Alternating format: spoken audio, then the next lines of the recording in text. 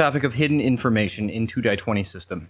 A couple weeks ago, there was a question about how do you handle perception checks or something to that effect, speaking to the idea that it's very difficult when players are searching around in an area, characters are searching around in an area, and what if they don't find something? Now they know it's there, because there's not much of the passive skill rolls and the like from other systems, and that comes down to 2-die-20 system having, for the most part, a pretty proactive situation when it comes to when the dice become involved, in the sense that the player describes an action, and when the action rises to a challenging level of difficulty for the kind of protagonist in the 2-die-20 system game that you're playing, then it's a difficulty 1 task, which could be even harder if it's complex or there's other factors in play.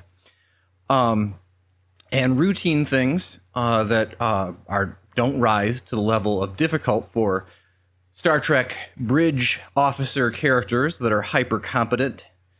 Well, those sorts of tasks are difficulty 0 or not a task at all, and they just accomplish them. So that's a first sort of part of the equation, is to take into account and to register that there is, after a fashion, something like passive perception as we see it in 5th edition D&D, in the sense that there is a passive baseline of competence that characters just are automatically able to achieve. And so that's your first go-to. And that's really kind of the first answer, is there is passive perception. It's the kind of basic assumptions about what difficulty 0 is and who it is difficulty 0 for, what kind of character it's difficulty 0 for. So the next thing is sort of the conundrum of, well, what about when things are hidden? There's a friend of mine who's talked about how when Conan characters, that also being a 2-die-20 system game, are moving around in a dungeon, how is it that they stumble into a trap? Where is the difficulty there? So now the first go-to is to think about is that the scene frame is a very strong thing, a very strong tool in the game master's, I don't want to call it arsenal because it's not an adversarial game, but it certainly plays a very strong role in how you can handle hidden information. If there are things in a particular scene that are going to be concealed, then they can have a trait tagged onto them. You can say that there's a looming presence. You can say that the area is insecure. The perimeter is insecure. So there might be infiltrators out there. And this comes down to that you need to establish for a fact that you know that you've found out if there are infiltrators, that you certainly have had your security teams clear the area. And what I mean by that is that it comes down to removing a complication or creating an advantage. Those sorts of tasks start at difficulty 2, but if you do an exhaustive analysis, if you do an exhaustive search, then you've created an advantage for yourself. If you need to know for sure that there's nothing here, then you can create an advantage. Now, the next thing to talk about is that tasks are proactive. And what I mean by that is that if the player is looking around and describing where they're looking, they find things or they don't. If they say, I searched the room exhaustively, well, that might be one of those create advantage tasks that I just mentioned. If they say, I'd like to scan the room, and maybe it's a difficulty 0 task that you then indulge a roll for, and they're holding out their tricorder, and they spend some obtain information spends on yes or no questions or the like. And that's one other way that you can handle this, is that, okay, well, are there any life forms? Yes or no? I mean, and this is one of the things that the technological assumptions of the game come into play when it comes to answering these things. Does somebody see something or not? And I think that, one thing to consult is, what can the tricorders of the era that you're playing in read? Because 9 times out of 10, in these situations where characters are looking around, one of the 5 senses that we have, well, characters have another sense in Star Trek, which is their tricorder sense. And it is as natural to them as their ears and eyes, mouth and nose. Using that and it tells them things, sometimes reflexively, things that, might not be particularly easy for us to notice, and things that, with our understanding of science, requires flexing some muscles to actually, think of like, well, how could I detect a magnetic field in this room? Well, they have a tricorder, and it tells them that there's a strong magnetic field. How strong? Well, it's this Gauss. And that might be where you start getting into a difficulty, is to, put a number on it to figure out, okay, well, how many life forms, or to start asking questions. That might be where obtain information spends are. So the next thing to talk about is that opposed tasks. So I talked about how there can be a trade in play that might be concealing something.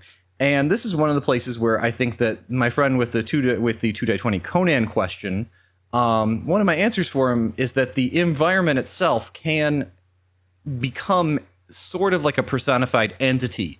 If you're in a really spooky house, that really spooky house could actually be picking up 2-20 and making opposed, like, spooky checks against you, in the sense that as you're searching around, and you are, asking questions, creating advantages with incidental spends of momentum, as you scan and you say, this room is clear, and you spend 2 momentum to say this room is clear, there might be the looming presence or the frightful presence in the scene. You can kind of actually make that into an NPC of sorts.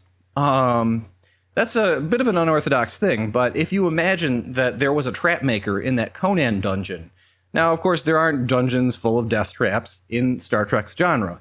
So, how do we project this into another arena? And one of them would be that, if you're in a ghost ship, the kind of the overall manifestation of all the obstacles, the flickering consoles, the cobwebs draping the corridors, the highly advanced decomposed bodies, which occasionally frighten the crew members.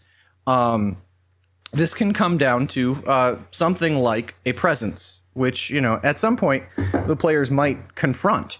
This might be a matter of dispelling the presence by reactivating the main power in the ship. It could be a matter of understanding what the kind of the fate that befell the ghost ship's crew. I like to go back to the episode of Enterprise in which T'Pol, Malcolm, and Hoshi go into a derelict bird of prey that is sinking into a gas giant as kind of one of my go-to environments, where turns out that there was one survivor of that crew that was kind of stalking around and got the better of them. And that Klingon, I think she was sort of the kitchen matron of that bird of prey. Turned out that she was kind of the strongest opposing force. She was the major NPC that ended up taking their shuttle. And once she was gone, it really wasn't a very ghostly ship at all. They had to confront the fact that it was sinking into the gas giant. So that's one of the things, is that, with your prescient knowledge of what's in the scene as the game master, you can create traits, and you can maybe conceal what the agent that's rolling the dice versus the characters are, but speak to the ambiance of that. And you can do that with the threat spends that you might earn during those opposed tasks. Now, that's a really kind of an edge case at the furthest edge of, like, something really needs to stay hidden. But I think the core baseline assumption is that there is passive perception. It is the competence of Star Trek characters. It is the, baseline ability of a tricorder to see things. It's characters' ability to use tricorders reflexively, like we use our ears and eyes. And at the tail end of that, there's the idea of creating advantages and dispelling complications, which can be strong tasks, which can establish kind of a verifiable veritas, like a truth, that then kind of enters the scene as a trait. So that's kind of the long and the short of it. It's not a particularly complex topic. I'd love to hear your stories of how you've confronted the problem or task of hidden information in 2-20 system games. What you think about kind of my takes on the topic, whether the oppose tasks between Conan and the trap maker, or the kitchen matron and to Paul or Malcolm, depending on who's leading those tasks. Whether that really works for you in the haunted house type scenarios, that's a great question. And I think that it really is something that I would like to ask a wider audience about, because it's an idea that I've had floating around for a while in my mind. But the other things I think at the core of it are, there is passive perception. And if you really need to know for sure, create an advantage. So I hope everyone has a great Independence Day weekend, and make sure to drink your tasty beverages. Have a great afternoon.